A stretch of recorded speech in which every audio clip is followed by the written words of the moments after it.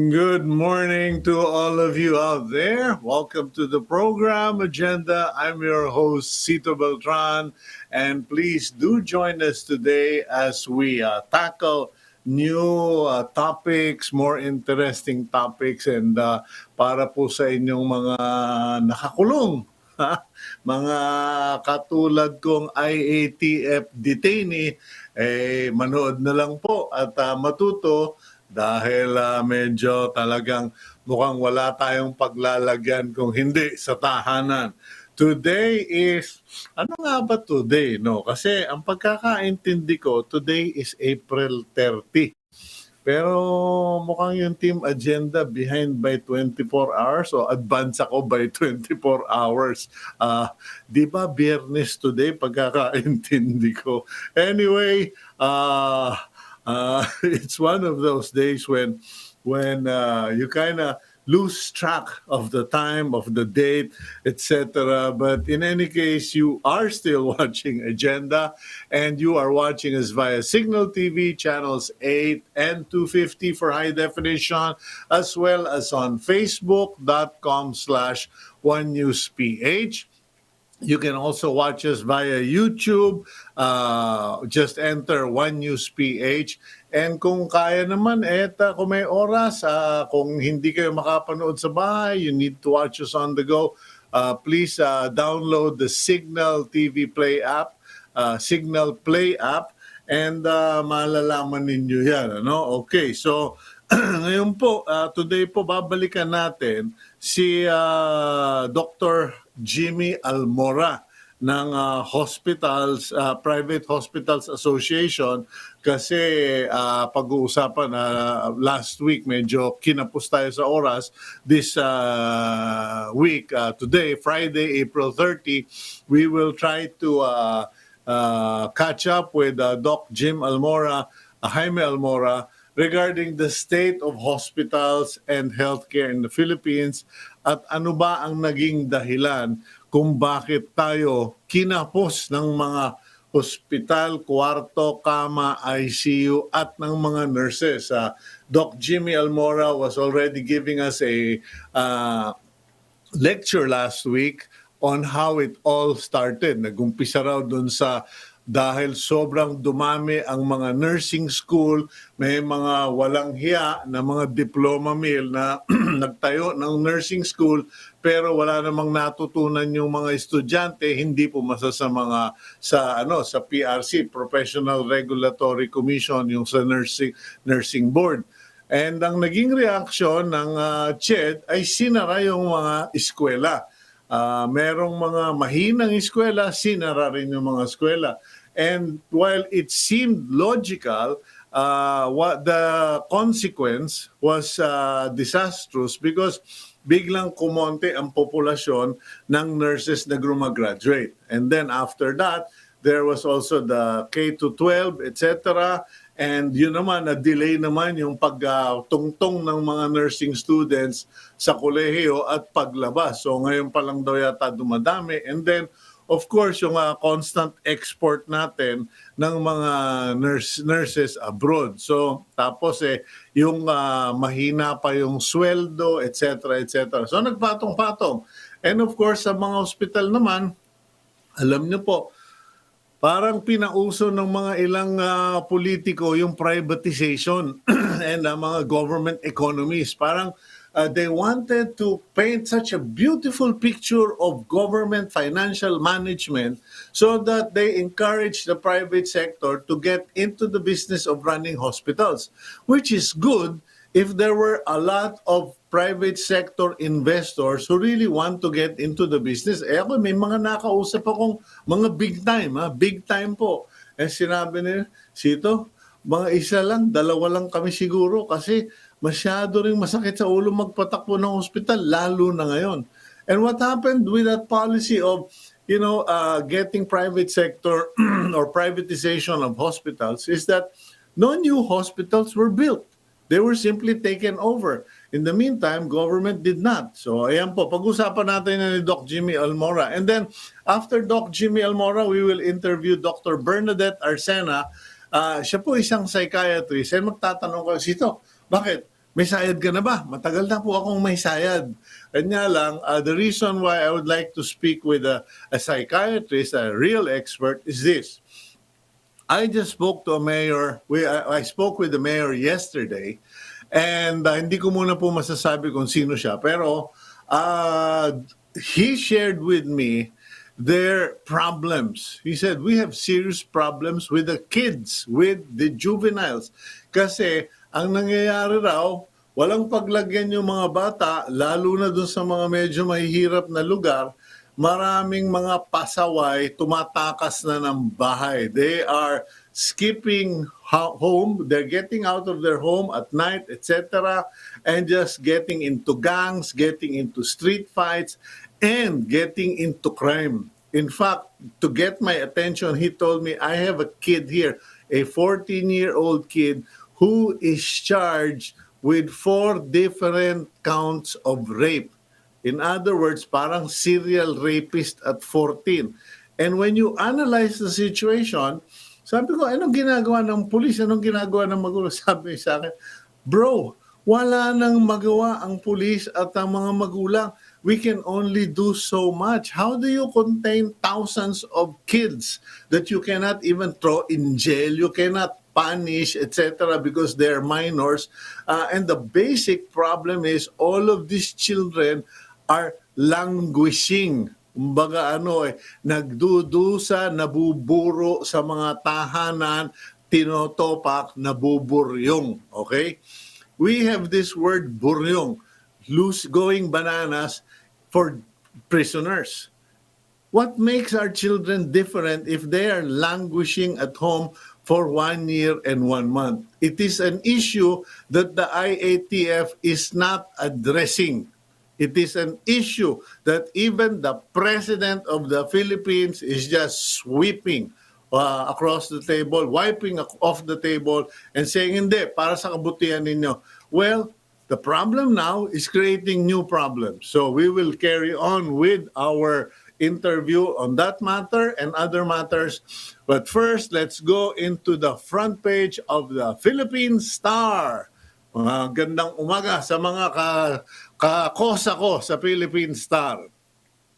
The more businesses allowed by IATF to reopen May 1 tomorrow. Yan po ang headline.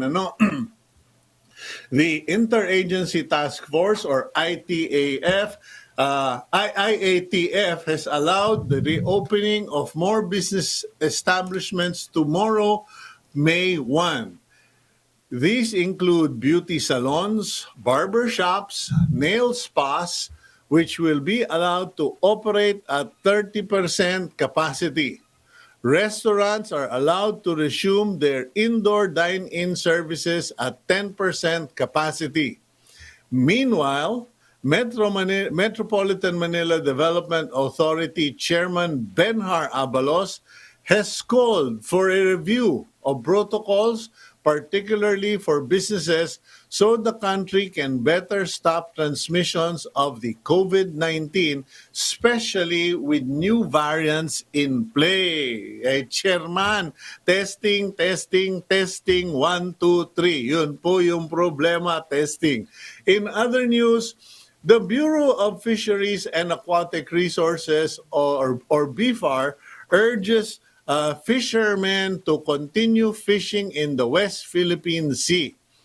BFAR Director Eduardo Gongona said these fishermen can count on government protection from possible harassment by the Chinese. Yan na po. Punta raw kayo doon sa West Philippine Sea, doon kayo magpalaot kayo. Nako po, sino ba itong Director Gongona? Ay baka naman hindi lang ninyo naisip, no? It is not as simple as getting on your bangka and sailing out for 1 hour and a half. According to yung mga nabalitaan ko, nadinig ko sa mga reporter sa TV5, oras ang binibilang na na biyahe pag magpalaot, no? Oras po yung binibilang. Alam nyo, kailangan ng gasolina. kailangan ng pagkain, etc. Hindi po yan yung mga magpapalaot ka ng 2 kilometro balikan, maglalaglag ka ng pante. Panty po ang tawag sa net, hindi panty ha. Baka sabihin nyo, Cito naman, ang babastos ka. Hindi po, tanungin nyo yung mga mangingisda, lalo na sa gawing Quezon at saka sa Palawan. Aba, 7 taon akong tumira sa isla sa Palawan, okay? So alam ko yan. In any case, it requires gasoline, effort, food, supplies, etc. And then pagdating mo doon, wala ka lang mahuhuli. Di bali sana, mabuti kung ikakarga ninyo o hihilahin nyo yung mga bangka na pagkarami-raming gusto ninyong pumunta dyan sa West Philippine Sea, hilahin ninyo. Sige, para makatipid sa gasolina. Pero nako po, pagka ganyan ang gas sinasabi nyo, para ang galing. Ayan na naman, nauna na naman yung dada kaysa sa gawa. Gumawa ng paraan muna para maraming mangingisda pumunta doon. Hindi yung KKB, kanya-kanyang bangka. Okay, Interior Secretary Eduardo Año, in the meantime says, tarpaulins and posters of images or names of politicians won't be allowed in the Bayanihan-inspired community pantries. This as the community-initiated pantries are now under new guidelines such as strict social distancing in order to prevent it from becoming a source of COVID-19 infection. Inday! Inday! Makinig ka, Inday! Bawal daw yan, Inday! Okay, ha? Yung mga, yung mga politiko. Anyway, sana po marunong na kayo. I hope to God, I pray to God that the Filipinos are now smarter, okay? Iba po yung kusang loob na tumutulong imbis na dun sa mga pumoporma, okay? Bago po tayo mag-umpisa ng ating programa, ayan po, no, yung mga good news natin today. There will be barbershops and parlors open, so pwede na kayong magpagupit, magpaahit, magpa-manicure, magpa-pedicure. And then, isa pang balitang maganda, daw, sinusubukan na yung bakuna kontra ASF. Ha? At the rate we're going, maybe before the end of the year, baka may lumabas ng real vaccine against ASF. And hopefully, if those vaccines can be manufactured in the Philippines, mababakunahan yung mga baboy bago yung mga tao. Kasi yung mga promise na mga vaccine. Dati sabi ninyo, November 2020, may bakuna na. May 1 na po bukas, 2021, wala pa. And now sinasabi, mass vaccination can start by August 2021. Abangan ang susunod na anunsyo. Okay, good morning nga pala sa kaibigan kong Congressman Bebot Alvarez. Survivor. At least medyo nakasurvive na siya nung critical stage or ewan ko nag-critical siya pero tinamaan daw siya ng COVID. Medyo malala yung tama pero hindi naman yata kamatayan ang inabot. Kumbaga nahirapan daw siya. Kaya kanya sabi niya, mag-ingat ka bro, ang hirap mga COVID. And paalala lang po sa mga kaibigan natin, lalo na yung mga tinatamaan ng COVID. Don't think of it as just a major battle in your life. Make it a turning point in your life. If you got COVID, I've survived many medical episodes, okay? Hindi too many to mention this morning, but I've survived enough medical episodes and I've used it to become a turning point in my life. Instead of focusing on making money, getting position, getting promotion, etc., I am now focusing more on the Word of God, on prayer, and trying to help others. Very little, pero makes a difference in their lives. And I encourage our readers, viewers sa Philippine Star and viewers dito sa Signal and on Agenda, consider prayer and reading the Bible as a daily devotion para medyo makita ninyo yung purpose ni Lord sa buhay nyo at saka lalo na yung mga tinamaan at nag-survive. Okay, pasensya na po. Let's go to our first guest. We have with us Doc Jaime Almora, President, Philippine Hospital Association, for our part 2. Doc Jaime, are you there? Oops, mukhang ano. Okay, mukhang may problema tayo doon sa connection. Let's try again po. Sandali. Okay. I think we had a miscommunication there with Doc Jaime Almora. We'll go for a quick gap and we'll fix the connection. We'll be right back here on Agenda.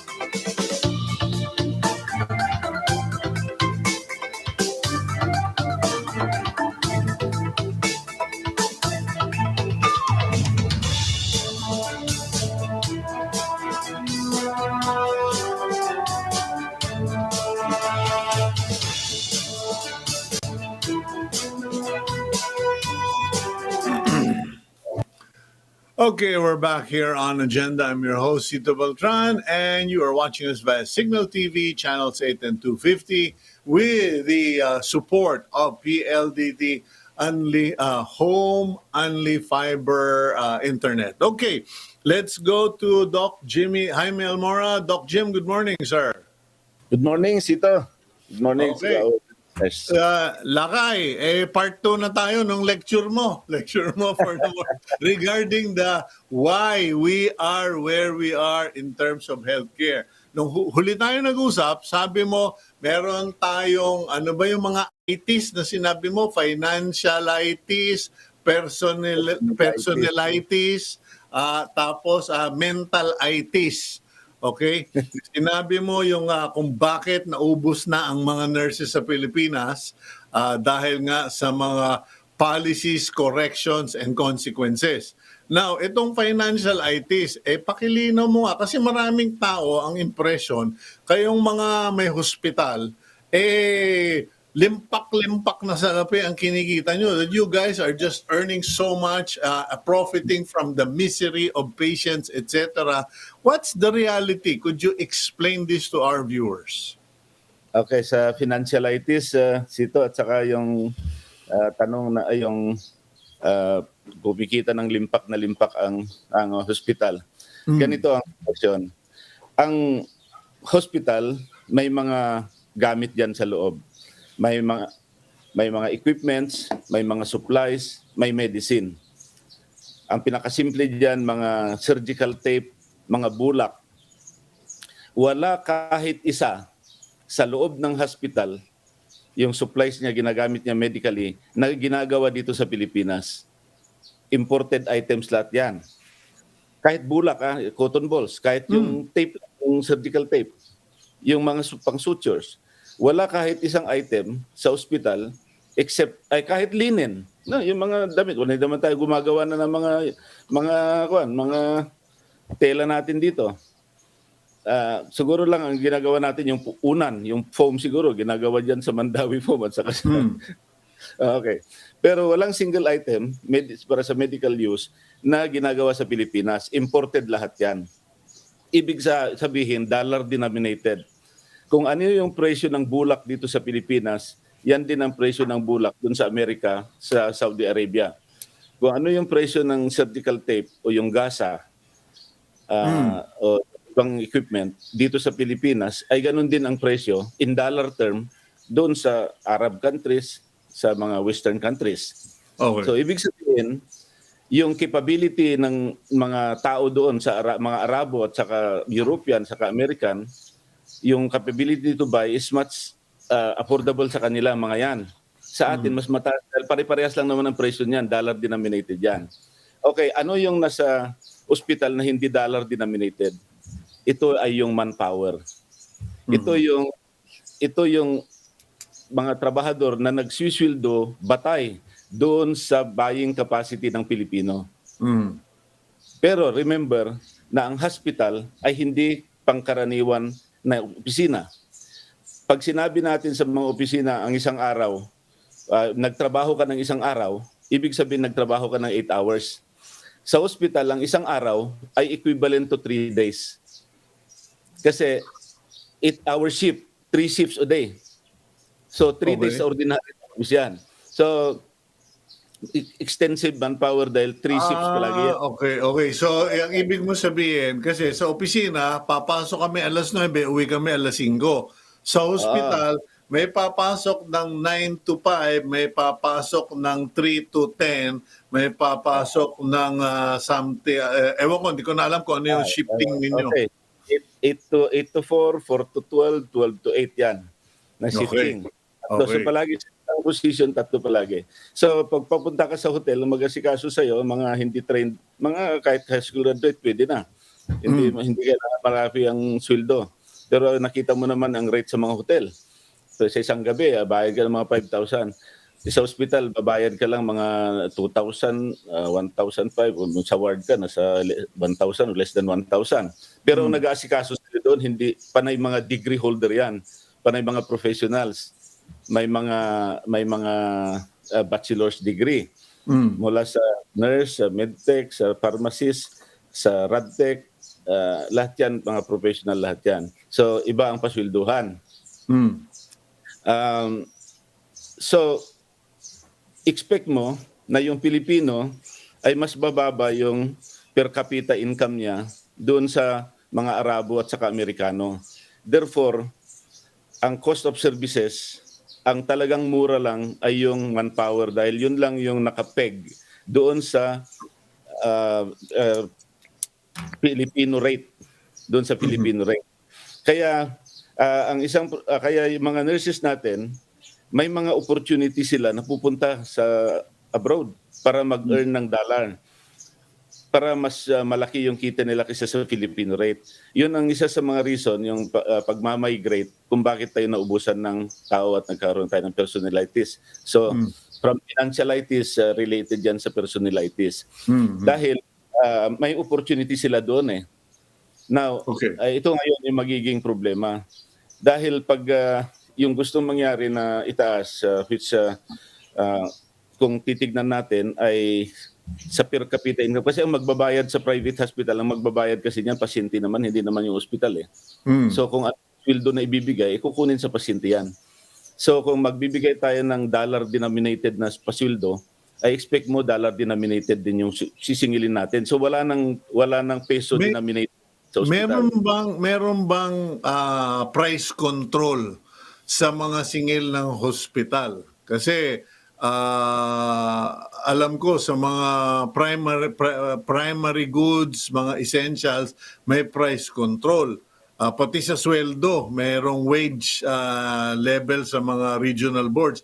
Sa hospital ba, meron bang government authority na nagsasabing hindi kayo pwedeng sumingil ng hihigit sa ganito for operation, for room, etc.?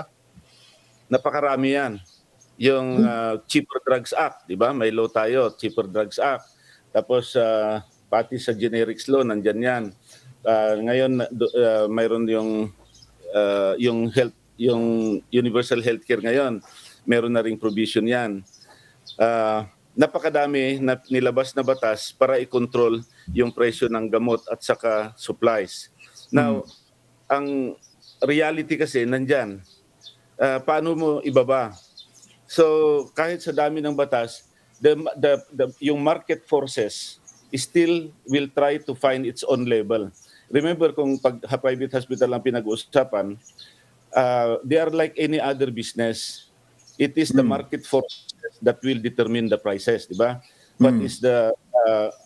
What the customer is willing to pay determines the price. Pag nagbigay ka ng presyo na hindi naman kaya ng pasyente, lilipat siya. Di ba? So magkakaroon ng kaya the competition itself regulates the price in addition to the law. So talagang ang complaint karamihan mahal. Pero tingnan natin ganito. Yung mga hospital dyan sa Manila na malalaki, parang napakataas talaga beyond the reach. Ako mismo, nagugulat ka talaga sa laki. Pero kung titignan mo, ang mahal talaga diyan ay yung mga professional services. Halos 50-50 yan. Yung hospital at saka yung professional services. Yung hospital, nandyan lahat yung expenses. Siya lahat nagpapatakbo, nagpapasweldo and everything. Pero ito mga doktor, mataas din ang sumil dahil may dahilan din naman. Remember na yung isang doktor, saka lang magsimulang magkakapera yan pag 35 years old na. Tapos ang niya panandalian lang yan at limited naman yung mga pasyente. Parang pag nag-specialize ka na, limited lang yung kikitain mo kasi yung kikitain mo is dependent on your time you spend on your patient. Hindi kagaya sa isang negosyo, upo ka lang sa table, yung negosyo mo ang tatakbo, siya magbibigay ng pera sa iyo. Pero ang pagiging doktor, the time you spend to your patient, pag natutulog ka na, wala ka nang kita. Pag wala kang kaharap na pasyente, wala kang kita. Pag nasa traffic ka, wala kang kita. At pag may mga barkada kang pangalan, Cito Beltran, kukonsulta, walang bayad. Kamag-anak. So ilan lang ba yung kaya, for example, take a surgeon. Ilan lang ba yung kaya ng isang surgeon na tignan sa isang araw? Okay, yung isang surgeon, pagpasok niya sa hospital, may mga conferences yan, may mga pre-op conference na atendihan siya. So yung time niya na-spend sa conference, walang kita yan. Sa umaga, for example, magpasok siya ng 9 o'clock, matatapos yung conference na 11 o'clock. Mayroon siyang naiwan na 2 oras lang para tumingin ng pasyente. Yung 2 oras yan, baka 3 lang, 2 lang yung makita niya. Sa hapon, mag-opera yan. Isang operasyon lang sa isang hapon. So, yan, kaya pag sumingil yan, mahal dahil kailangan naman niyang to support his to earn a livelihood. May sasakyan, hindi naman pwedeng doktor pupunta sa iba-iba hospital yan na walang sasakyan, na walang bahay. So, yan ang nagdidetermine lahat kung bakit parang mahal. And let's add to that, Doc Jim, no? Kasi yung isang pamangking, bali anak ng kaibigan, pero tinatawag ko ng pamangking ko, he's taking up medicine. I think he's on his 4th year or internship na or something. And napag-alaman ko that kung para makapag-doktor siya dito sa lugar namin, dito sa Lipa, in a particular hospital, his father bought or invested on an office space in a hospital. And parang common practice na ito, kung gusto mong magdoktor, kailangan parang babay-in ka doon o bibilin mo yung rights to use an office space. So parang hindi ka pa nakakapag-umpisa, gumastos ka na ng 750 to 3 million pesos to have rights to practice medicine inside a hospital. Supply fund yan, Cito. Kasi limited lang naman yung kaya ng hospital na kwarto na gawin. Marami yung mga doktor. At saka specialization marami. Kaya ang ginagawa ng hospital is parang you have to buy in yung rights mo to use that dahil nga kung hindi naman, marami kayo kasi na nag-apply. Parang mall. Magtatayo yung mall ng espasyo, ng pasilidad, pero yung mga kwarto-kwarto o yung mga stalls doon, kailangan uupa ka o bibili ka. Oo. Parang ganun nga. Kasi mayroon naman cost na i-recover yan. Doc Jim, given, kasi you were beginning to touch on the universal healthcare and PhilHealth, etc. Ano ba talaga ang sitwasyon dyan? Kasi na-shock ako, may isang hospital nagsabi, alam nyo, bago nyo kami sabihang magdagdag na mga kama, pwede ba bayaran nyo muna yung utang ninyong 55 million sa amin? Akala ko ang PhilHealth may utang lang sa Red Cross. May mga hospital pala na ang utang ng gobyerno ay milyon-milyon. What's the situation there? Nananahimik ang mga ospital dahil nga mapiperceive na parang masyadong kan sa pera ang ospital. So nananahimik lang kami at we are also waiting for PhilHealth to return to normal kasi alam naman natin na nagkaroon sila ng problema itong inimbestigahan sila, grabe rin ang nangyari sa kanila. At ang yung procurement issue, may anomaly sa procurement daw, nauwi sa pag-iimbestiga sa IRM. Na yung IRM naman yun ang napakagandang ginawa ng PhilHealth. Ano ba yung ibig sabihin ng IRM? Okay. Interim Reimbursement Mechanism. So okay. ito yung pera nung pag-declare ng pandemic ng lockdown. Pag nandiyan ng pandemic, sinurvey ang mga ospital, nakita nila na ang hospital hindi ready to address yung surge of patient, yung pagtaas bigla ng pagdami ng pasyente. At saka yung mga requirement for infection prevention and control sa ospital dahil virus nga ito. So, nung nakita na ganun, kailangan yung mga ospital na mag-repurposing, mag-restructuring, magdagdag ng triads, holding area, holding room, magdagdag ng ICU, magdagdag ng mga ventilator. So maraming kailangan ng ospital at saka sa PPE. So kasi di natin alam yun largely unknown, hindi nga yung pangalan nga yun, iba, at saka yung pathophysiology, hindi pa natin alam kung paano pumapatay yan at so paano gaano kabilis dahil nagsisimula pa lang. There was a call by the President for all government, all sectors approach dito sa COVID. So isa yung PhilHealth sa nag-respond ng maaga. Sabi niya, okay, sige, para makapag-prepare kayo ng mga bigyan namin kayo ng pera.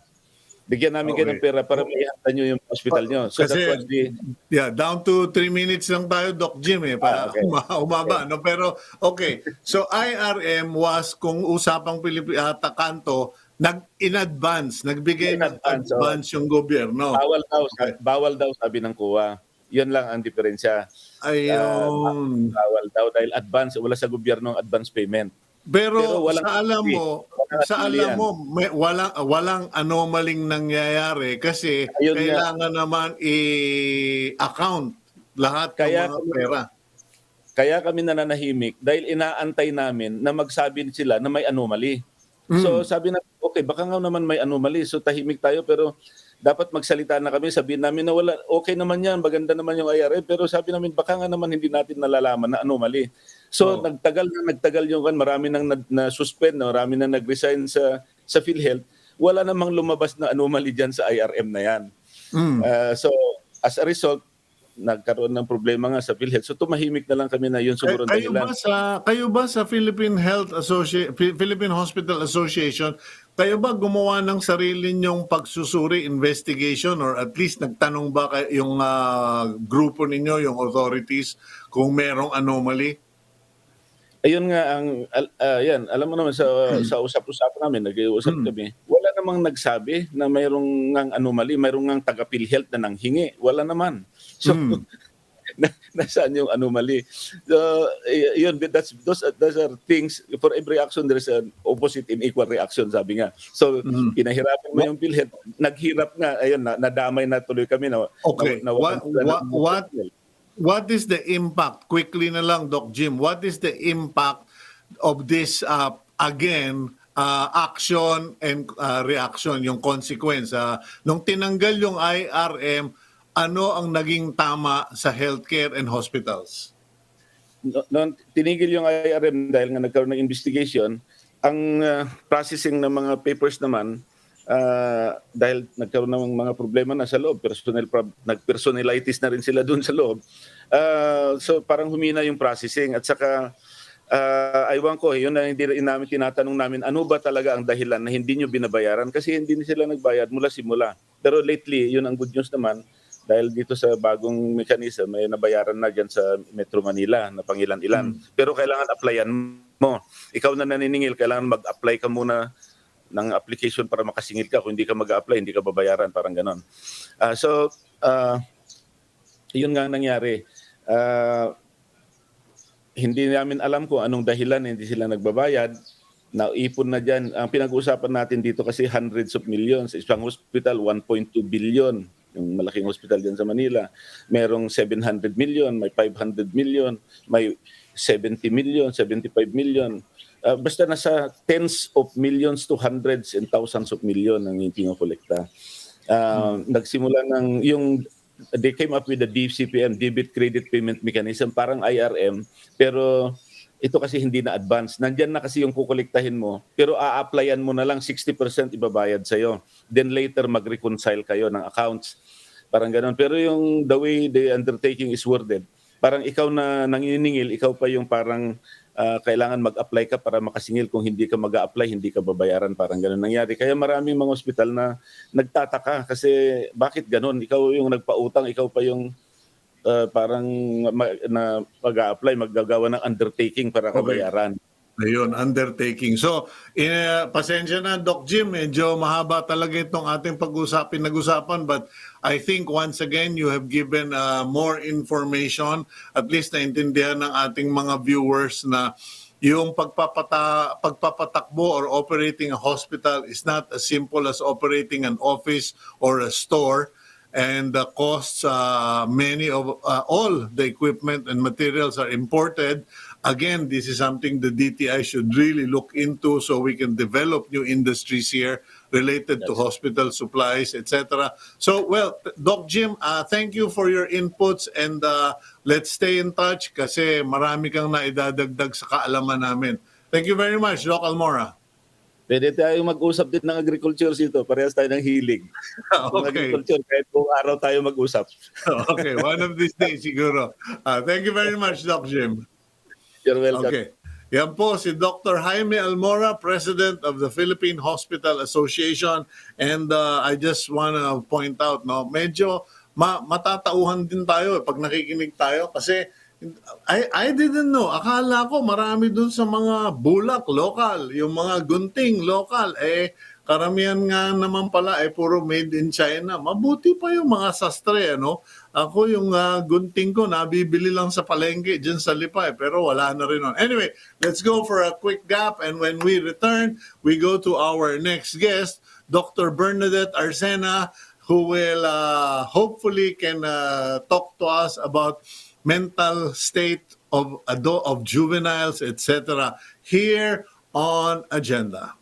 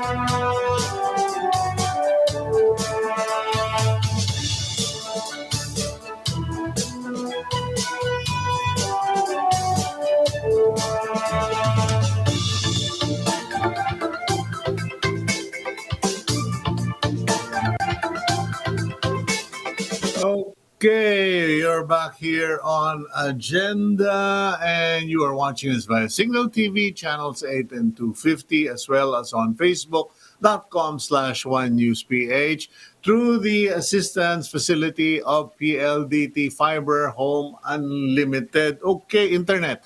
Okay, let's go to our next topic.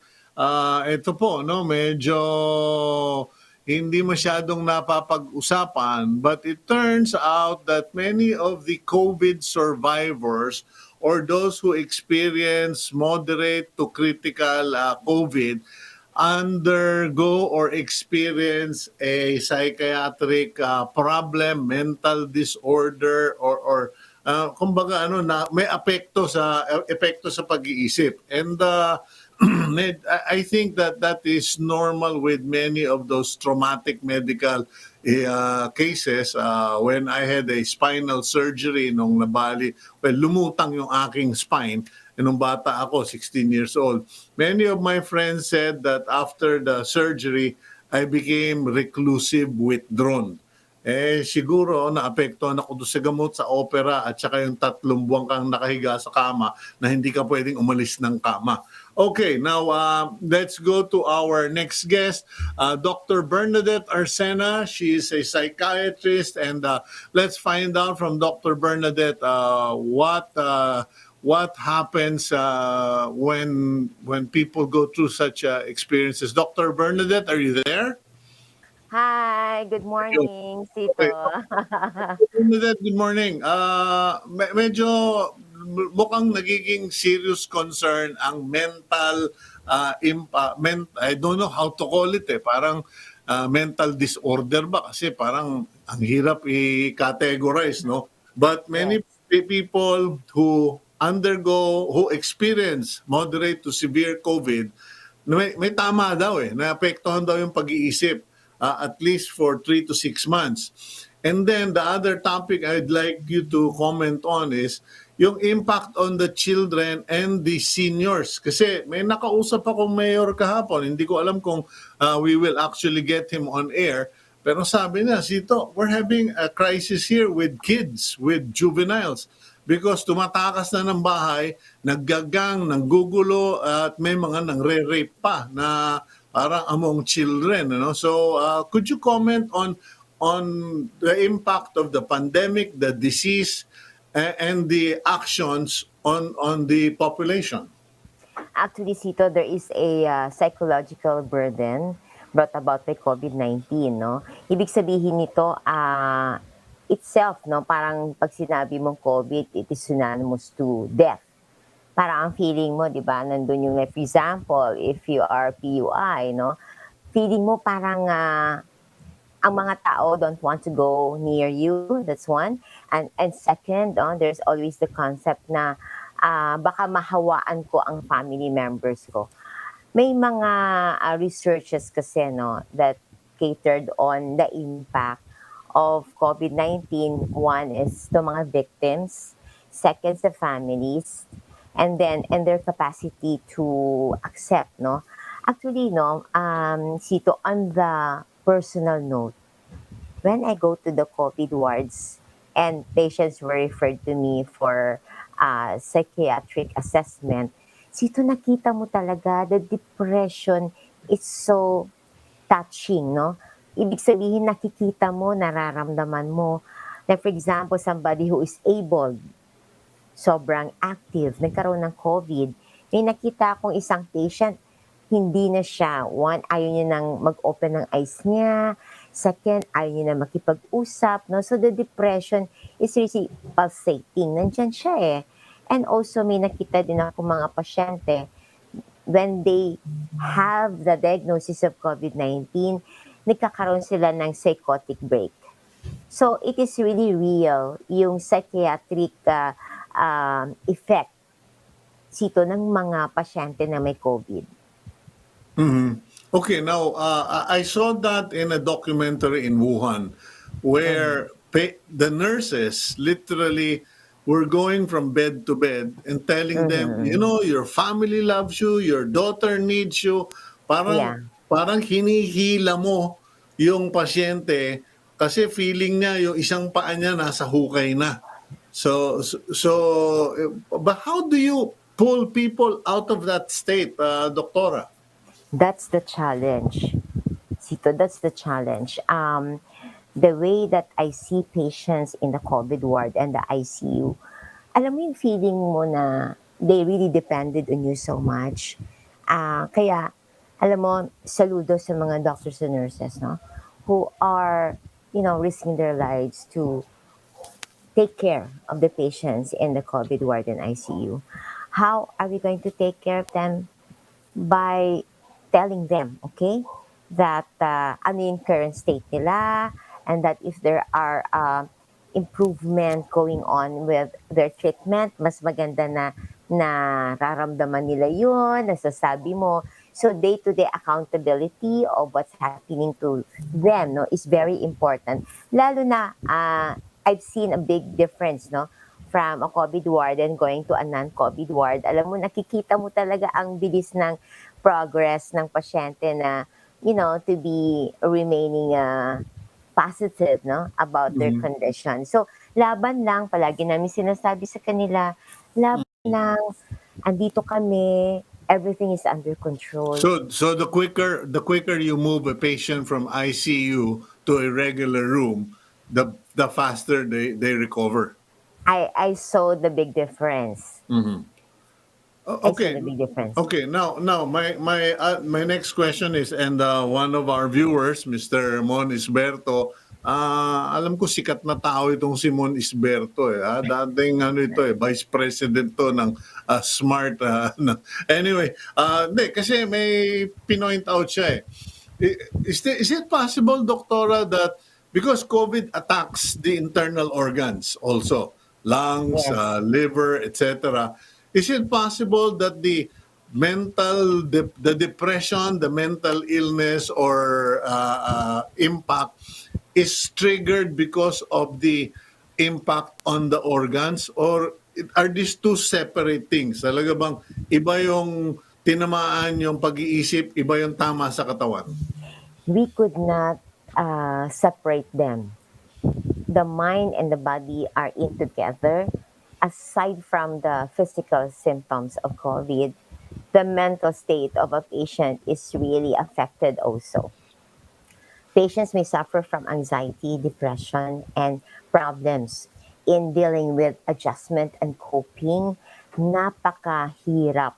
Sabi nila na naka-quarantine, naka-isolate, no? Siyempre, matagal ka sa, alam mo, Sito, yung admission sa hospital, it's not only 1 week. It lasts for about 1 month or more. And just imagine being alone there, no? And Should the patient be informed of all the procedures being done to him or her? Kasi parang ewan ko, suspecha ko lang, Doc, no? Baka naman pag alam mo, Bernadette, kagagamitan ka namin ng ECMO machine, gagamitan ka namin ng respirator, ng ganito. Parang baka yun yung nakakaapekto sa kanila kasi naisipan, nako, gastos. What do you think? Should the patient just be, relax ka lang, kami na bahala, no? Basta sumunod ka lang, kami bahala sa'yo. alam mo, ang pag sinabi mo kasi na i-intubate kita, alam mo, it raised a lot of panic in the patient, di ba? We always, parang pag na-intubate ka, sobrang lala ka na, no? So para sa akin, of course, the patient has the right to know kung ano yung mga procedures na gagawin sa kanya. But as a doctor, you should always tell that patient, lalo na pag nakita mo nagkakaroon ng anxiety, na relax ka lang, we will do everything that we can, no? Itong gagawin natin. So you can actually tell the patient about their plans, lalo na kapag conscious siya.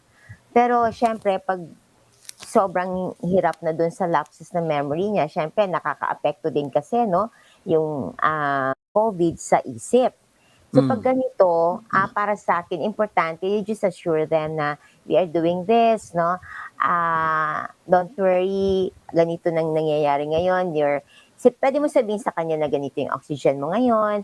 So, ano yung plano namin? So, deal with it on a voice that is very, alam mo yon, yung parang calming lang, relaxing lang. Okay. Para ang patient itself can also feel that. Okay, what happens when they get home? Kasi like I have friends, medyo na rin yan, siguro mga 5 hanggang 10 na mga kaibigan ko are now homebound, meaning Yes. they got through the COVID in the hospital, they survived the hospitalization, but now they're apparently discovering, and I was surprised kasi sabi no karamihan sa kanila, bro, hindi pa ako pwedeng lumabas. It's going to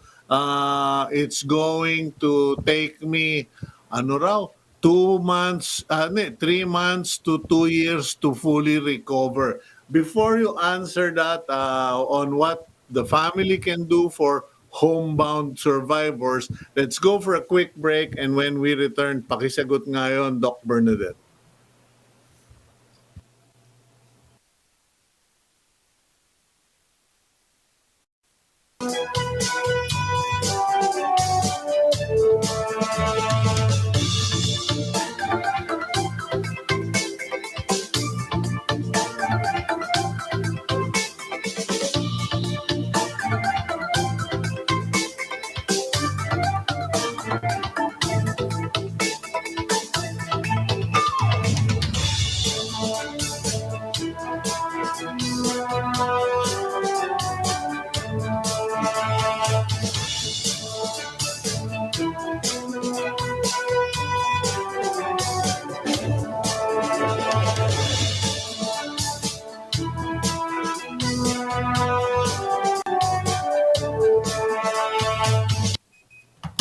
Okay, you're back here on Agenda. I'm your host, Cito Beltran, and with us is Dr. Bernadette Arcena, psychiatrist, to tell us anong gagawin pag nasa bahay na yung pasyente. What are the things that we can do to make sure that they're mentally positive? First and foremost, no, being grateful at this point in time that they are survivors is very important. Our religiosity kasi really works for us, no? For us Filipinos. So, importante din that you stay connected with your family members. Ang gusto ko dyan yung kamustahan, no, ng ating mga pamilya is very important. I made sure also that when I have family members or friends na mayroong COVID, I keep in touch with them. And you know that hello o kamustahan is very important. Always make sure that you provide healthy meals also for the patient. Kasi syempre, sobrang hina pa kasing pakiramdam nila, no? They call it as really physically weakening, no, for them. So Naku, make sure. pinapadalan ko ng chicharong bulaklak, bawal daw. Pinapadalan ko ng kimchi, Bawal. bawal daw. Siguro a little lang, Sito. Oo, pero they need to strengthen their immune system. So they have to continue with their vitamins and whatever advices of the doctor. And if you can start having your exercises, very simple exercises, and do yoga, or I term it as mindfulness meditation. It is very, very, very, very important. Okay. Doc Bernadette, quickly na lang kasi maubusan na naman tayo ng oras. Ang hirap talaga pag Ang galing mo kasi. ang tanong, what about itong the rest of the family? Kasi the concentration of government are on COVID patients Yes. going mental. Pero hindi napapag-usapan the children going mental. Yung nakausap kong mayor, hindi na niya alam ang gagawin niya. Sabi niya, yung pulis ko pagod na nanguhuli ng mga bata na hindi mo naman pwedeng ikulong, and then hindi na namin alam ang gagawin namin dito sa criminality of children.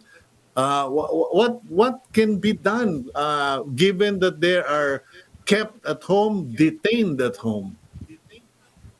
So why are children going out? The parents and the family members should make sure that in the house they provide an atmosphere wherein children will be interested in doing things, no? Especially in focusing with online learnings and creating family activities that would give them some pleasure. Sito kasi lumalabas yung mga bata dahil siguro mga parents, they also are confused about what to do and how to get money, no? Or how to provide for their day-to-day things. So, importante din siguro yung tulungan system natin dito, no? If you have family members. At this stage, are you not concerned na we may have reached a point in our history na detaining children are now going to will be a bigger problem than a solution? Kasi yun yung solution ng IATF at ni Presidente Duterte. I-detain na lang yung mga bata sa bahay para hindi mahawa. Ang problema, ayun na ngayon, nagkakaroon na ng topak ang mga bata. And you cannot fault parents because many of those parents have, a 8x8 room or 8x10 room. Wala rin paglalagyan. Alam mo, Sito, that is really a big problem at this point, no? Lalo na financially, they are not capable. how are we going to deal with this? We could not let our children go out pa rin, Cito.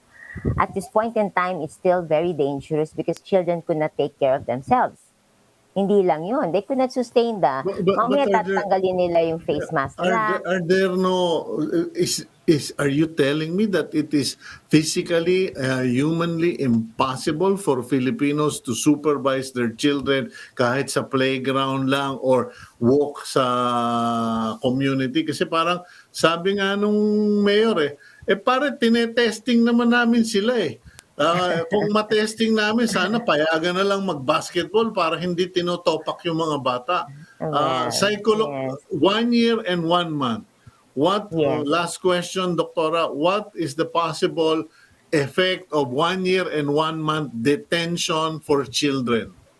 There is restlessness and socially kasi they wanted to connect with their barkadas, no? So we can do that naman through internet connections and make sure na lang that the atmosphere in the family is something that children can enjoy.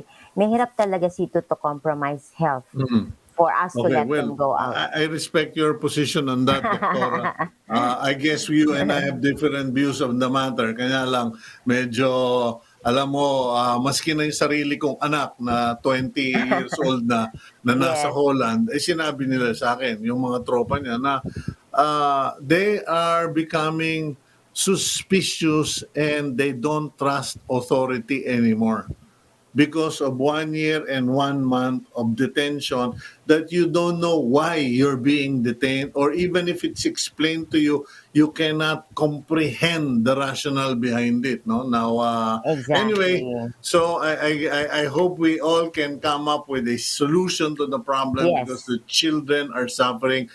This is the next generation of Filipinos, and it's going to be a problem. Thank you very much, Doc Bernadette.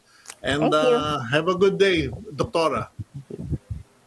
Okay, that's Doktora Bernadette, psychiatrist, and yan po, no, pinapaabot. First of all, comments lang, no, regarding ICU. A friend of mine from the United States who worked for many years as an intensive care unit nurse, she texted me and told me, no, please point out to your friends who are in the ICU that not to think of it as a trip to of last resort. Yung pong ICU ay hindi last trip or trip of last resort. You are being brought to an area where you can get the best possible medical attention in the best possible location with the best equipment available. So dapat po ibahin natin sa mga usap-usapan, kwento-kwentuhan at pananaw. And the way we see ICUs is where you get the most intense care. Hindi po yan last trip. So I think it will relieve the fear of people regarding being in ICU. Now, as far as the kids are concerned, medyo matagal ko na rin po, palagi ko ito nababanggit sa mga programa natin. For the IATF, for the DepEd, for the DSWD to please get your act together. I respect, I understand, I fully support what you are doing, but there comes a point, sabi nga nung isang viewer natin, Peter Principle, it doesn't apply only to people, it applies to solutions. It reaches a point where your solutions can't solve the problem anymore. It just creates new problems, bigger problems. And that's where we are with this detention. Naintindihan natin lahat yan. Hindi ko naman sinasabing pakawalan ang mga bata o pakawalan ang mga matatanda. At sinasabi ko po, kung nagagawa niyong buksan yung mga barbershop, mga salon, gawa natin ang paraan na magkaroon ng safe zones for in communities. Kung meron tayong community pantry, let's create community social areas or kahit na tanaw-tanaw lang. Kasi sabi nga nung mayor na kausap ko, pare, pwede naman namin silang testingin dahil we have all the testing material Pero Pag pinatest ko yan at pinaglaro ko yan, titirahin ako ng DILG at bibirahan ako ng show cause order. But hindi nila alam yung problema namin dito dealing with the mental impact of COVID on children. That's it. Our program is finished. I'm Cito Beltran, imploring you, encouraging you, inviting you. Please pray. Bukas po, May 1, beginning of a new month. Let's start, right? Let's spend each day of the month praying, reading the Bible, and praying for others. Ako po, I'm committing to that. I hope you'll join me. God bless all of you. Please take care. And that is Agenda for Today.